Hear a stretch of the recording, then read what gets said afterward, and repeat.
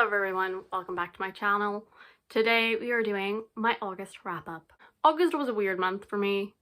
I feel like I've read nothing, but I've actually read quite a bit. In August I read 3,834 pages across 9 books, and I listened to about 58.2 hours of audiobooks, which I would like to just say, I was so confused because I was like, I did not read a lot of audiobooks. How is that number so high? But I read and listened to Fool's Fate by Robin Hobb, and that audiobook is like 33 hours long, and I'm like, oh yeah, that makes sense.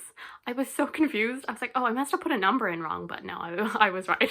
So then for my genre breakdown, I read 5 contemporaries and 4 fantasies. For the age rating, this month is very different for me. I had 2 adult, 2 YA, and 5 middle grades, or what I classify as middle grades. I think some people classify them as like YA, but I would not. So for the format that I read them in, 6 of them were physical and 3 were a mix of the audiobook and the physical book slash ebook. And then for star ratings, I gave 4 books 5 stars and I didn't rate 5 of them, which gives me an average rating of 5.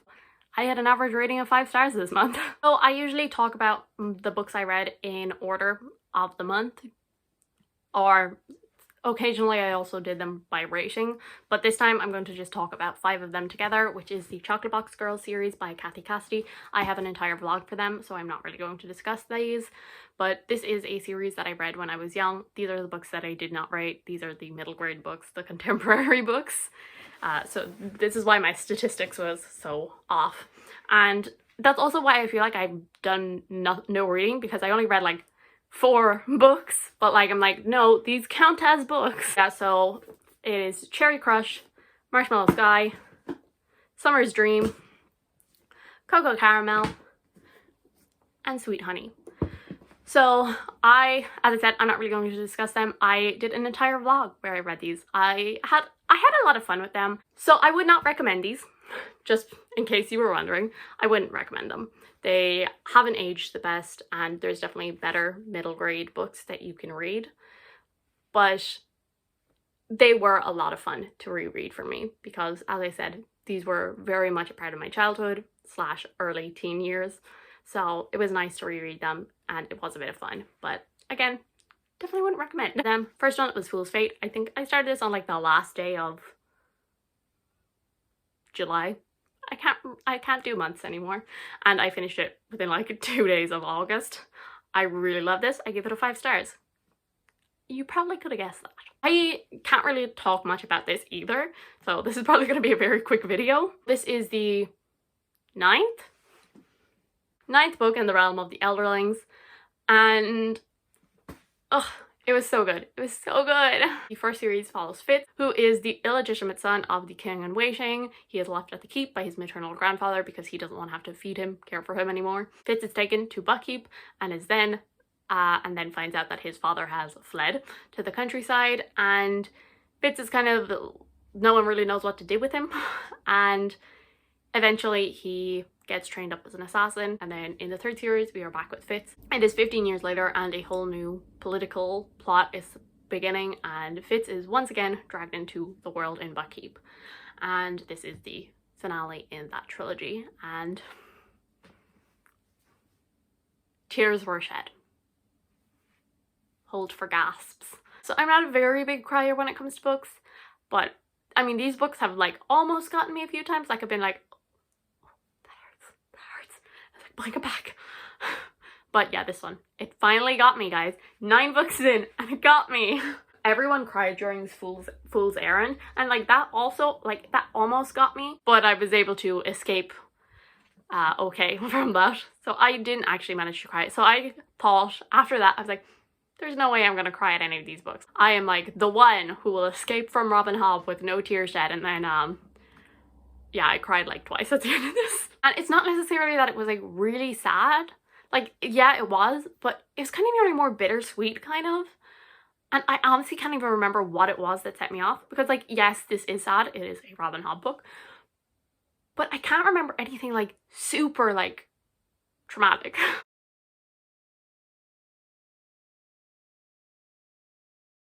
I can't really discuss the things that I did like and didn't like, because they are all spoilery things.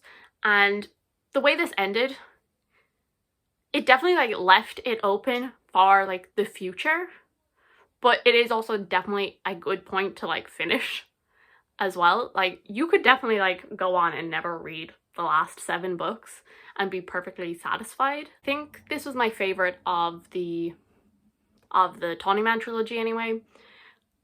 And I don't know where I would rank it in like Realm of the Elrond's books. Probably like 2nd or 3rd maybe. But I find it really weird because even though I gave every single book in the Tawny Man trilogy 5 stars, I wouldn't actually consider this my favorite series. I would still consider like the Farseer trilogy my favorite series in it, which is strange because I gave the first one, like, I gave the first 2 like 4, I think, and then Assassin's Quest 5, and Assassin's Quest is still 100% my favorite book. Like, I love that, and I did actually have issues with that, probably even more issues than I had with this, but just the way it ended, I loved it. I think it has a lot to do with characters. I can't list them off, obviously, because of spoilers, but like there's characters that are in the first series that are either dead or they're old, so they're not really around in the 2nd series. And so I think that might be why I definitely missed some of the characters in there. But I did absolutely adore this series. Loved it. The next book I read was Warbreaker by Brandon Sanderson, and I was kind of nervous about picking this up because I had a bit of an unpopular opinion with Mistborn. I liked it. I gave all of them 4 stars, but I definitely didn't love them, and I was kind of like, maybe Brandon Sanderson is just not going to be an author that I adore. And I really liked this one. It was a lower 5 star. Again, I used CAWPILE to do my ratings, so it was a bit of a lower one. I think it was like 1 or 2 points above the 5 star mark, but it got there, so I was very happy about it. I definitely did have some issues with this one as well, but I did definitely enjoy it more.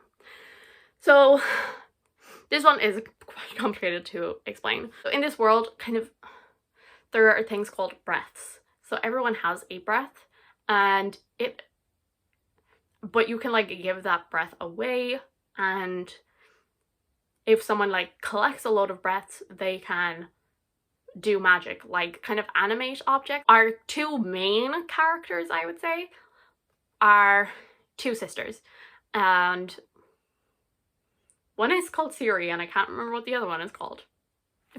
It started with V, did it? Vivenna. So we follow 2 sisters, and they come from a place where they believe that this magic that they're doing is like evil. They wear very plain clothes. They live very simple lives. And Vivenna is supposed to be married to the God King, but Father of the Year decides, no, I like Vivenna more, so I'm going to send Ciri instead, because he knows that his daughter is probably going to be used as a political pawn and will probably end up getting killed eventually, and because these 2 kingdoms are on the brink of war, and he doesn't want that to happen to Vivenna, and so he sends Ciri, as I said, Father of the Year. I really enjoy this, and I think there's a couple of reasons why I did like this more than Mistborn, and I think number 1 element is sisters. I love a book with sibling relationships, and despite the fact the 2 sisters aren't seen together a lot, you see through their thoughts a lot of what they think of each other and that they're thinking of each other and all of this, and I enjoyed that because, as I said, I love sister relationships. I have a sister, in case you didn't guess. I totally think she would come after me if I had to get married to someone evil. I definitely did have like a couple of issues with it. It would kind of be the ending, so I can't really explain it. I think the characters were definitely more interesting and developed in this. As I said, a lot of the side characters in the Mistborn books, I got them confused. Hammond Clubs and all of those people. Like, I was like, oh, which one are you? Yeah, I got them confused a lot. Whereas in this one, I feel like even the side characters were a lot more distinct. There was less of them, definitely. But you definitely knew who was who. Like, the women in here were definitely, I think, more interesting than Vin. I like Vin. I feel like Vin does get a lot of hate for being like very bland. And the 2 sisters in here, they were a lot more complex, and they were not perfect people. They were not super badass people. They took what they knew and what they had, and they went for it, and they just like hoped it worked. And so they were like very resourceful, but they weren't necessarily people who could like fight with a sword or anything like that. Siri, for example, she's very chatty, she kind of takes no one's crap, and she kind of used that as a power for her, and I really like that. And they weren't perfect people. Like Vivenna, she comes from a place where she believes, you know, all of them are equal. Yes, she is the princess, but they're still, you know, they're still all of like God's creations, and they're all equal. And she realizes kind of through the book, she kind of gets a shock and she realizes, I do think I'm better than these people. And so she works to like better herself. And I thought it was, both of them went on really interesting like journeys, and I really loved both of them. I also loved Lightsong, who's like the god in here. He is such an entertaining character. He does not really believe in this religion. He's like, I'm not sure, did I actually come back from the dead? I'm not sure, do I believe that? And that I have like some miraculous powers. Vasher was the other point of view, and I wasn't as interested in his, but he definitely like kept the intrigue up, because you were like, what is up with him? What is he doing? But he definitely wasn't the point of view that I was most interested in. And I do think another slight thing that makes me like Warbreaker more, which like I was like in the middle of reading it, and when this kind of came to me, is like Mistborn. I feel like it has some like elements of dystopian to it, which if we all know, I don't love dystopian. And I feel like Mistborn, it definitely has some of those elements. Ragtag group of people trying to take down the government, like that's very dystopian. And whereas Warbreaker is definitely more royalty, not necessarily a group of people like charging the palace. It's very much smaller, like political intrigue, stabbing each other in the back, and you know, trying to figure out what's going on, and trying to like do it quietly, trying not to get caught and all of this. And that is definitely something I enjoy more. I definitely guessed a couple of the twists. There was like, I think there was one or two that I didn't guess, which is always good. We like a good twist, but I definitely got most of it. The last two books I will talk about together, and that is the Never Tilting World and the Ever Cruel Kingdom by Rinch Pecco. I completely picked these up on a whim. I love them. I loved them. As I said, I picked these up on a whim. I was unsure what I wanted to read. I didn't have a TBR in August because I won my TBR game, and I realized why I like to have a TBR because I was just there, I was like, I could read anything. And so I spent like 2 or 3 days not reading anything because I could read anything. So I was like, okay, you have to pick something. And I had a couple of like ebooks saved on Scribd and audiobooks and all of this, and I saw Never Tilting World by Rinch Pecco, and I was like, and I don't know, I was just like, that's a pretty cover. And I was like, might as well pick it up. It's a YA fantasy, it'll be quick, easy, and hopefully I'll enjoy it. And then when I finished it, as I said, I was free to read whatever I wanted, so I was just like, I think I'm gonna read the second one. And I did. And so I finished the duology. I gave both of them 5 stars. I really enjoyed them. And it's been a long time, I feel like, since I've like really enjoyed a YA fantasy series. I've definitely been leaning more towards adult. And yeah, I really love this. And I'm definitely going to read The Bone Witch at some point. My friend actually really recommended that. I said on like Twitter that I was reading it and really loving it, and my friend said The Bone Witch is like also super good. It's not perfect, I know that, but it is so damn good. And it's like, it's very much tropey, but they're done so well and like just right. Like for example, there's only one bed, and I'm like, there's only one bed? Just the way that Rinch Pecco wrote these was great. And so in this series, we follow 2 sisters, and they live on like opposite sides of the world, and when they were children, like before they could remember, the world stopped turning. So like each side believes it was the other goddess's fault, and they also believe that the other people are all dead. And these 2 sisters think that there's more going on, and so the 2 of them kind of venture into like the middle of the world to try and fix the world. And like, it's so crazy because it wasn't even on my radar until like a week ago. And like, I had heard of The Bone Witch, but I had never heard of this one. The characters, they were so well developed. They were so interesting. I adored every single one of them. We followed 4 main points of view. Like all of their relationships, how they interact with each other, their banter. It's it's all so good. All of the characters, they had like their own personalities and they were all so unique and wonderful, and as I said, their banter, impeccable. I think Heidi might be my favorite one. I think like she just edges out in front of the rest of them, and I think she's like such a cinnamon roll. Honestly, all of them are, but yeah, I think she's my favorite by just a tad. I really love her. Like, she was like just so optimistic all the time, despite the fact that the world is literally terrible. Like, well, I believe we'll fix it. And I'm like, oh, you're so sweet. So I think one of the reasons I really love this is because it has something that I love, which is when you're following two points of views and both of them have been led to believe one thing their entire life, and you're like, who's right? Reading those books, you're always like, okay, they're probably both wrong, but it's like, oh, which part of the story is true? And I love when books do that, because it makes me feel like such a little detective. There's definitely some like plot twist that I was like, I did not see that coming.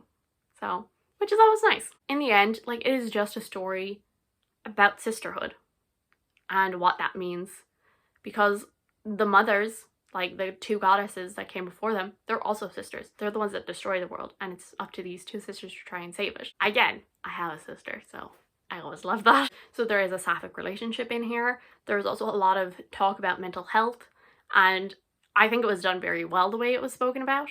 I definitely thought that they handled the subject very like carefully. And there's also like even a bit of talk about like the environment and how like we only have one world, and like people in the past had the opportunity to fix it, but they decided to take the easy way out and just keep going down the road they were. And I guess every generation has that chance to change it, be the one that brings the change.